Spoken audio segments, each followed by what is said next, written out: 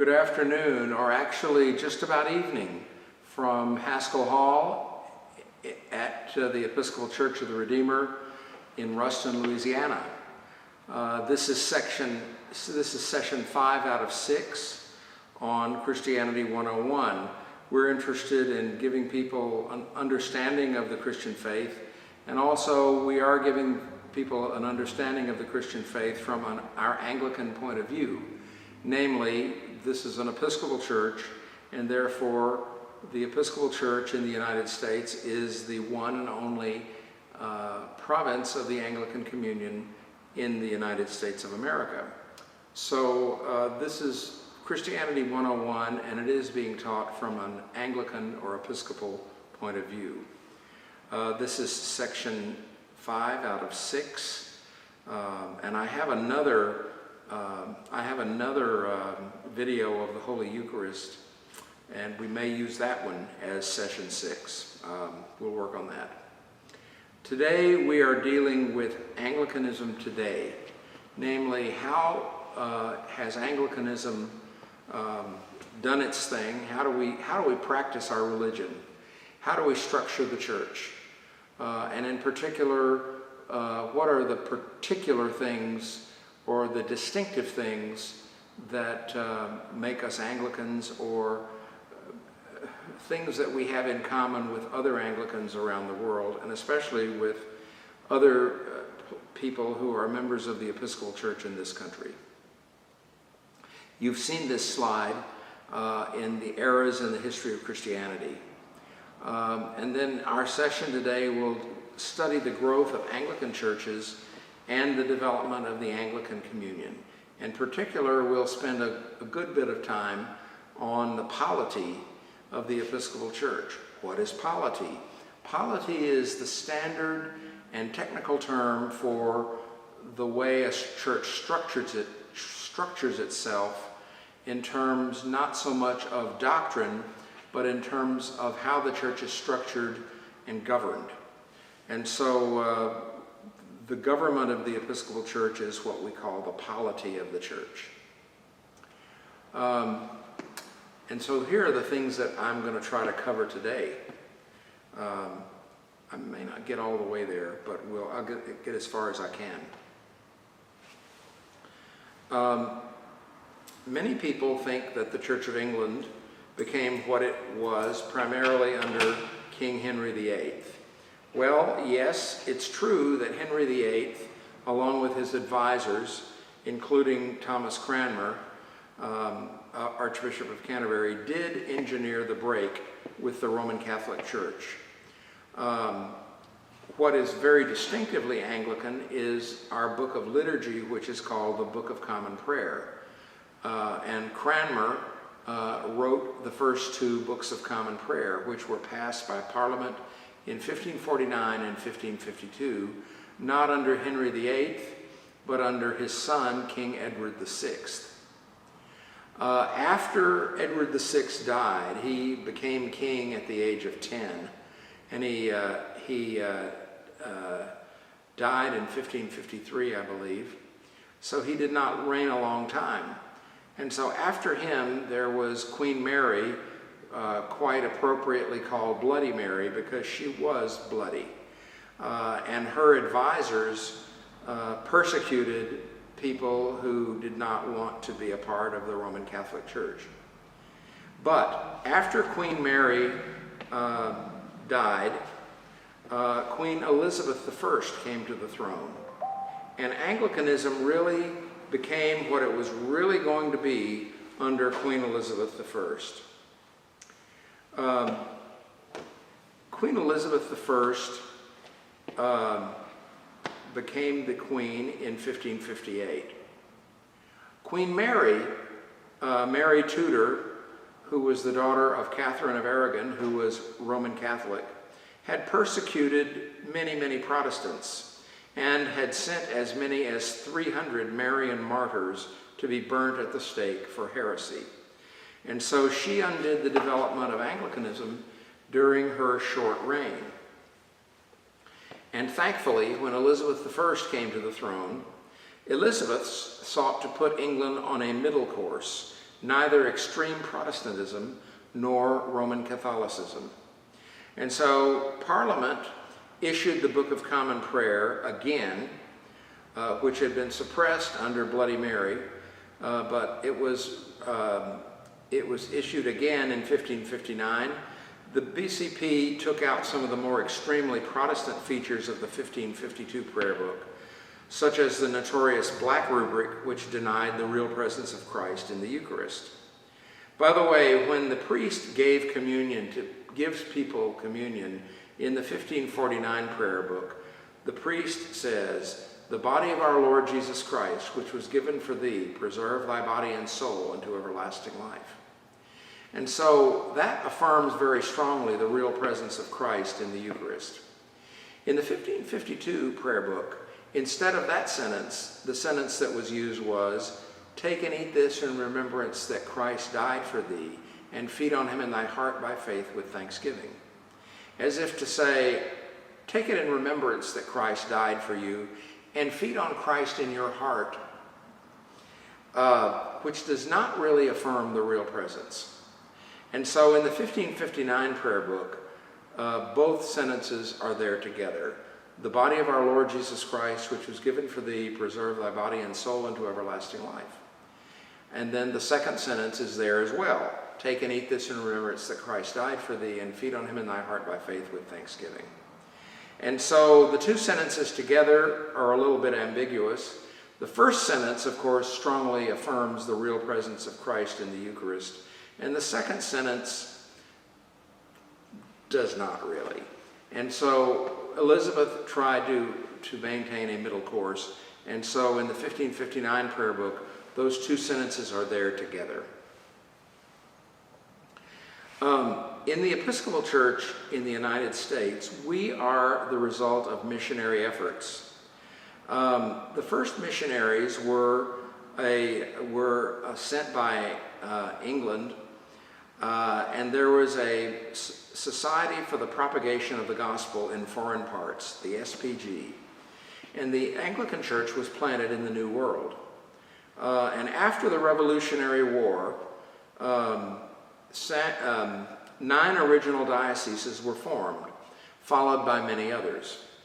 All of those dioceses of the original 9, they're all on the East Coast, because those were the only ones really that were part of the United States in 1789. And so Samuel Seabury was the first American bishop, and the second American bishop was William White. Samuel Seabury, rather unfortunately perhaps, was a loyalist in favor of the English crown, and he was a chaplain to His Majesty's troops. And therefore, he was on the losing side of the Revolutionary War. And some people in the Episcopal Church in this country never forgot it. After the war, the clergy of Connecticut elected Samuel Seabury to be Bishop of Connecticut. And Samuel Seabury went to London to be consecrated by the Archbishop of Canterbury. The Archbishop of Canterbury could not do it, because Seabury could not take an oath of allegiance to the English crown, because Seabury was now an American citizen. And if you're an American citizen, how can you take an oath of allegiance to the English crown? And so he was not consecrated by bishops at Lambeth Palace in the Church of England. He was consecrated by bishops in Scotland. Some of the bishops in Scotland were called non-juring bishops, in that they did not have legal jurisdiction over a church at the time. And so the bishops in Scotland agreed to consecrate Samuel Seabury. And so he was consecrated in Scotland rather than in England, but by bishops who were absolutely positively with valid episcopal orders. Samuel Seabury was a good high churchman. He wore a mitre and he used incense. By the way, we still have that mitre. And Samuel Seabury, being that kind of high churchman, did not think that laity needed to have a voice in the governance of the new Episcopal Church. Therefore, he thought that all the decisions of the church should be made by bishops and other clergy. And that would have been in common with the Church of England. The bishops have a voice, the House of Bishops, and also the convocation of clergy. So that's really how the Church of England was governed under Parliament, of course. Of course, in the Church of England, the sovereign is the supreme governor of the Church of England. But the supreme governor of the Church of England does not make canon law. Well, there was another bishop who was even more influential, and William White was the rector of Christ Church in Philadelphia. And he is buried under the altar, or I believe under the altar or under the aisle at Christ Church in Philadelphia at 2nd and Market, I believe. He was a chaplain of the Continental Congress, and he was the most influential Christian in Philadelphia. He was well known, being a chaplain to the Continental Congress, he was well known to be very much in favor of the independence of the United States of America from England. And so he was rector of Christ Church for a long time. He remained rector of Christ Church in Philadelphia while he was Bishop of Pennsylvania, because being rector of Christ Church Philadelphia is how he got paid. How about that? He was elected the first bishop of the Diocese of Pennsylvania by both the clergy and the laity in that state, in the Commonwealth of Pennsylvania. William White was a low churchman, i.e. an evangelical, and he felt that both laity and clergy deserved a voice in church governance. He was a very popular preacher and pastor in Philadelphia, and he was very involved in civic affairs in the city of Philadelphia. And he was Bishop of Pennsylvania well into his 90s. He lived to be a very, very old man. There was a major clash between Bishop White and Bishop Seabury. Seabury was quite unpopular after the war because he had been a chaplain to the British troops during the Revolutionary War. And for a while, other bishops in the Episcopal Church refused to consecrate new bishops with Bishop Seabury as the co-consecrator. They had to have a resolution at General Convention about it. But the agreement that White and Seabury eventually came to was that clergy and laity have an equal voice in church affairs. And this includes, by the way, votes by orders in diocesan conventions and in the General Convention. And on a vote by orders, the clergy and the lay delegates ballot separately. And so if something passes on a vote by orders in the House of Deputies or in a diocesan convention, it's got to pass the clergy voting by, in the clergy order, and it's got to pass the laity voting as laity. And so that means that neither order, neither the clergy nor the laity, can shove anything down the throat of the other order. And so the idea is the clergy leadership and the lay leadership in a diocese and in the national church have got to get together and frequently compromise. And so this tradition of the necessity of clergy and laity coming to a working agreement is still very much the tradition in the Episcopal Church. Each parish has a vestry, and at the annual meeting of the parish, all of the communicants in good standing get a vote. I think they have to be over the age of 16 or something like that, but they get a vote, and so they elect the vestry. You can have 9 on your vestry, you can have any number between 9 and 15, something like that. And the vestry is the final word on spending money. They represent the laity of the parish in business and property matters.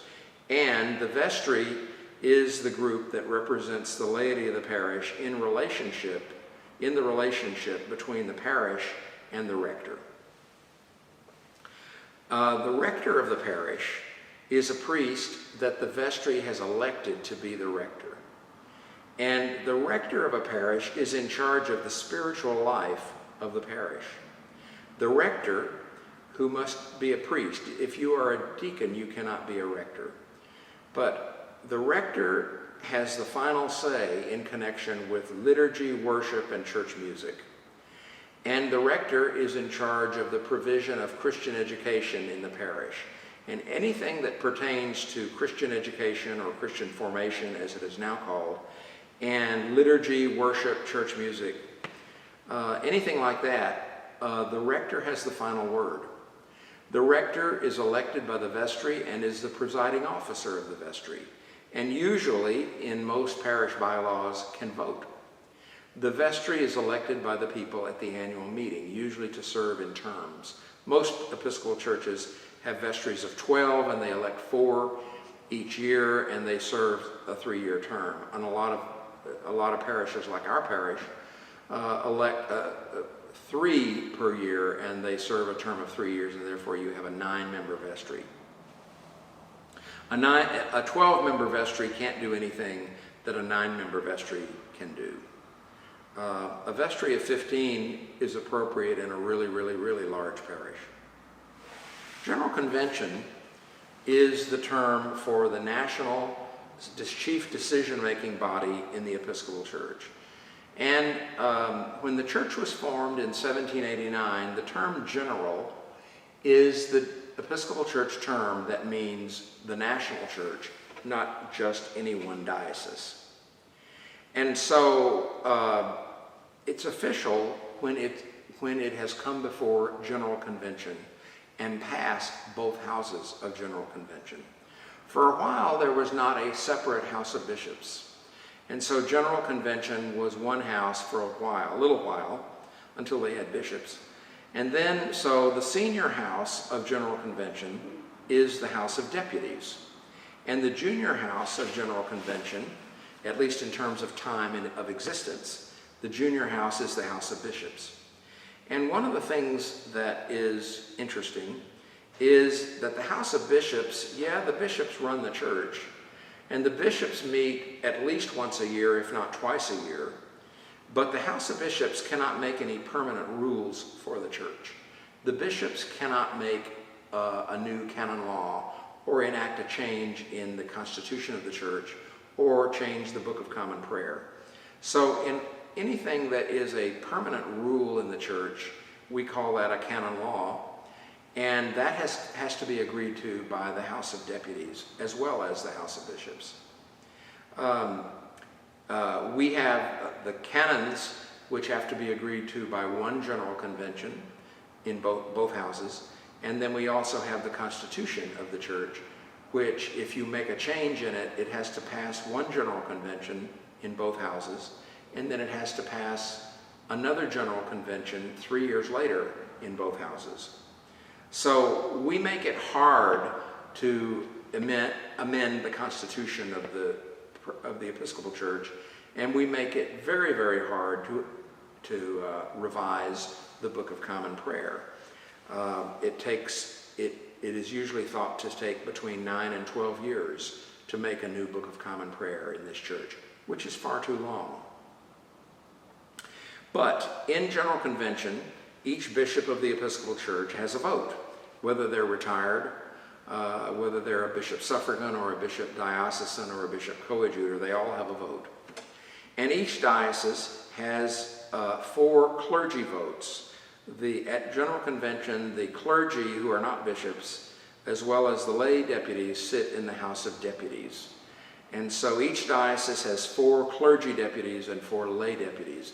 And you can also elect as many as 4 clergy alternate deputies and 4 lay alternate deputies. I have been elected an alternate deputy 3 times in 2 different dioceses. It's very important to have alternates because at the last minute sometimes people get sick. Each diocese has the right to elect its bishop. And the bishop who is the bishop in charge of the diocese permanently, the term is for life, or until retirement, and they have to retire or resign at 72 years of age. But each diocese has the right to elect its bishop diocesan, and they can petition the other bishops and the General Convention, the other dioceses, to have a bishop suffragan, and also to elect a bishop coadjutor. A bishop coadjutor is a bishop who is an assisting bishop until the bishop diocesan dies or resigns or retires or is removed from office. And immediately upon the removal from office by the bishop diocesan, the bishop coadjutor becomes the new bishop diocesan. The bishop suffragan is an assisting bishop, and that term is also for life or until 72 years of age. And the bishop suffragan does not have the right of succession. However, a bishop suffragan could be elected a bishop diocesan in that same diocese or in another diocese. There's other bishops. A bishop assistant is a bishop, sometimes from another province of the Anglican Communion, or a bishop provisional. And a bishop assistant is a bishop that the bishop diocesan or the diocese has hired to be a bishop in the diocese for a set period of time. A bishop provisional, if you are in a diocese and they're not ready to go to the election of a new bishop because there are things that they need to decide about, they need to kind of get themselves together, sometimes a diocese can ask the presiding bishop's office to find them a bishop provisional. And then the diocesan convention can elect that bishop to be a bishop provisional for a set amount of time or for a time until the election and especially consecration of the new bishop diocesan. You can only have one bishop diocesan in a diocese at a time. Well, there are other things that you need to know about the Episcopal Church. In a diocese, there are two kinds of churches. One kind of church is a fully self-supporting church, traditionally. And that kind of church, which is a fully self-supporting church, is called a parish. And a parish has an elected vestry. And the vestry has the right, when there is no rector, the vestry has the right to elect a rector. The other kind of church that we have in the Episcopal Church is called a mission church. Many churches start out as mission churches. In a mission church, the bishop does not, a mission church does not usually have a vestry. They have a bishop's committee or a mission committee. And so at your annual meeting, you can elect them, but you elect them to be appointed by the bishop. And the bishop appoints the mission committee or the bishop's committee. And they act in for most practical purposes, they act the same as a vestry. And then when you have a full-time priest or a part-time priest in a mission church, a full-time priest in a mission church is called a vicar or a priest in charge.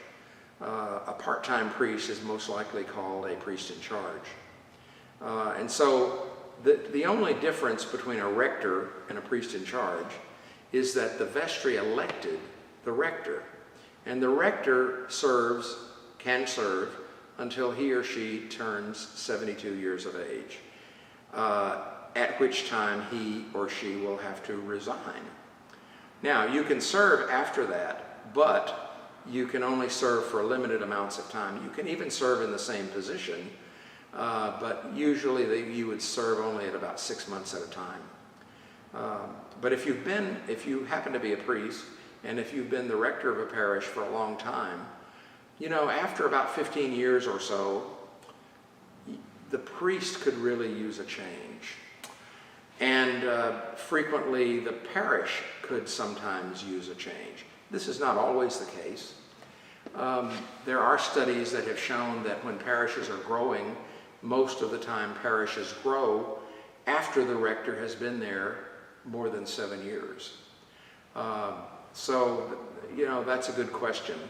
But at some point, people like me, priests, will eventually, we will eventually depart office, we will eventually demit office, and eventually the parish will have the opportunity and task of finding, recruiting, and electing a new rector.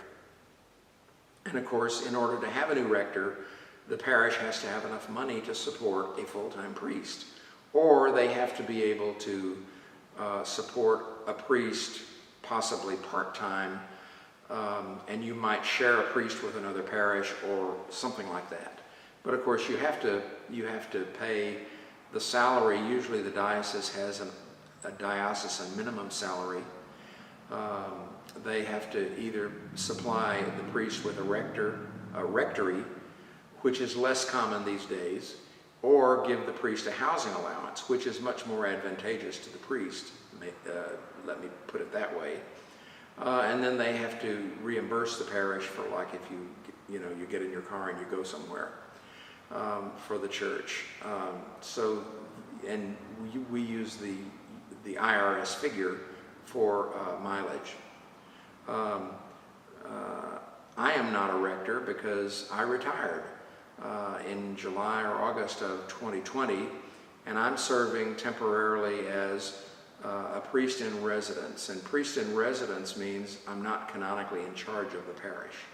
However, under a letter of agreement, the Vestry has more or less given me the authority over liturgy and pastoral care, and adult Christian education. I certainly have taken charge of that. So basically, in an Episcopal church that really works, when things are going well, there is a rapport between the rector and the vestry, and when the rector and the vestry really get along, and when they refuse to do things that they're not darn near unanimous on. In other words, when the rector and the vestry can really get along, that is one of the ways that makes a parish really be, shall we say, successful. And when there is discord in the relationship between the rector and the parish, then a number of things happen that are frankly not too good. But anyway, it's really important that the vestry get along, and it's very important that the rector and the vestry get along.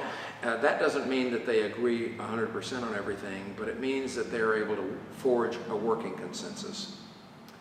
It's also very important that the parish and the diocese get along, because when you do not have a rector, the source of priests who could be elected, who will be considered by the vestry to be the new rector, that source of priests will go through the transition ministry officer in the diocese, who may either be the bishop or somebody who works for the bishop. So it's really important for the different entities in the Episcopal Church not to guard their territory too much, perhaps, but to try to really get along. And when they do, you can do great things in a parish. When a vestry and a priest are fully in agreement, you can move mountains. That's one way of putting it. Well, in any event, that's the structure of the Episcopal Church. It's not a perfect structure. That does not solve all the problems, but nonetheless, it's a good structure, and it is a very workable structure. And when a priest doesn't try to, shall we say, take over the parish, and when a vestry doesn't decide to try to control the priest or to protect the parish from the priest, as one parish near here had senior wardens that believed that's what the senior warden was supposed to do.